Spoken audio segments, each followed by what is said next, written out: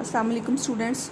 अब जो है मैं एक्सरसाइज 5.1 का जो है क्वेश्चन नंबर 1 का सेकंड पार्ट कर रही हूँ, जिसको हमने सॉल्व करना है और इसे रियल लाइन पर रिप्रेजेंट करना है। पहले हम लोगों ने इसका फर्स्ट पार्ट किया था, अब हम इसका सेकंड पार्ट करते हैं। तो जब आप यहाँ पे जब आपके पास जो है वो फ्रैक्शन में रकम आ जाती है तो आप उसमें सबसे पहले को फ्रैक्शन को सॉल्व करते हैं। इसका सॉल्व करने का इजी तरीका ये होता है कि जो भी आपके पास नीचे नंबर आ गया है उनका एलसीएम लिया जाता है और उस नंबर के साथ फिर पूरी इक्वेशन को मल्टीप्लाई किया जाता है। अब यहाँ पे जस्ट आपके पास एक ही नंबर है 3, तो 3 सिंगल नंबर है तो इसका एलसीएम भी ज़ाहिर है 3 ही होगा। तो आपने 3 को क्या करना है, पूरी इक्वेशन के तमाम टर्म्स के साथ क्या कर देना है, मल्टीप्लाई कर देना है यहाँ पे भी, और आपने -12 के साथ भी मल्टीप्लाई कर देना है। अब बेटे ये कैंसिल हो जाएगा, 3 1 जार 3, 3 1 जार 3, आपके पास सिर्फ क्या रह गया, x रह गया।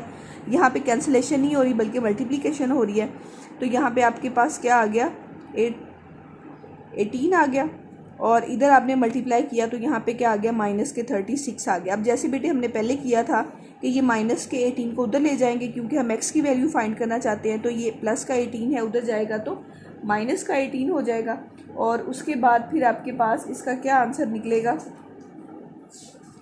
-36 और -18 आपके पास जो है आंसर करोगे तो ये आपके पास माइनस के क्या आ जाएंगे, 54 ऐड डाउन होके हो जाएंगे। ये अब आपके पास आंसर आ गया। अगर मैं इसको यहाँ पे चेक करना चाहती हूँ तो यहाँ पे मैं आपको चेक करके दिखाती हूँ। जैसे मैंने बताया कि बेटा आप लोगों ने अपनी रकम लिखनी है, ठीक है, और उस रकम में जहाँ पे भी x होगा वहाँ पे आपने x का जो आपके पास आंसर है वो राइट डाउन कर देना है और आपने इक्वेशन को कुछ भी नहीं करना।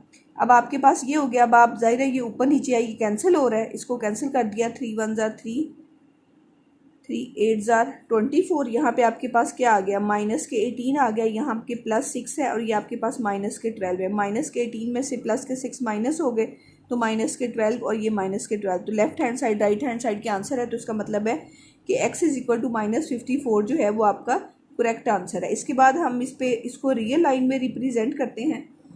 तो रियल लाइन में रिप्रेजेंट करने के लिए आप उसी तरीके से बेटे रियल लाइन ड्रा करेंगी। यहाँ पे आप x एक्सिस लिखेंगी और इस साइड पे आप क्या लिखेंगी, x डैश भी लिखा जाता है, -x भी लिखा जाता है, वो आपकी अपनी मर्जी है। अब यहाँ पे सेंटर में हमेशा क्या होता है, 0 होता है। अब बेटे पहले जब मैंने नंबर लाइन यहाँ पे बनाया था तो यहाँ पे आपका आंसर जस्ट जो है वो 3 आया था, तो इसलिए मैंने नंबर लाइन पे सिंगल नंबर ड्रा कर लिए थे 1 2 3।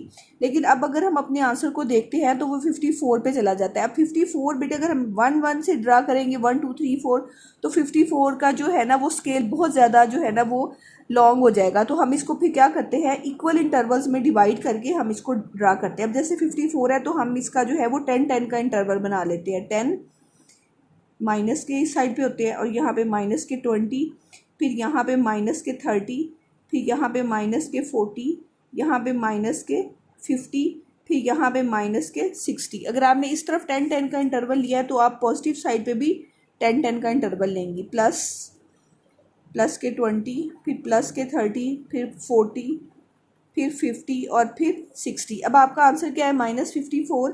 तो बेटे 50 यहाँ पर आ गया और 50 से थोड़ा सा आगे आप यहाँ पे करके इसको जो है वो जाहिर कर देंगी। तो यहाँ पे जो आपका ये वाला जो है पॉइंट, ये x = -54 वैल्यू को क्या कर रहा है, रिप्रेजेंट कर रहा है, और ये इसकी क्या है, रियल लाइंस पर रिप्रेजेंटेशन है।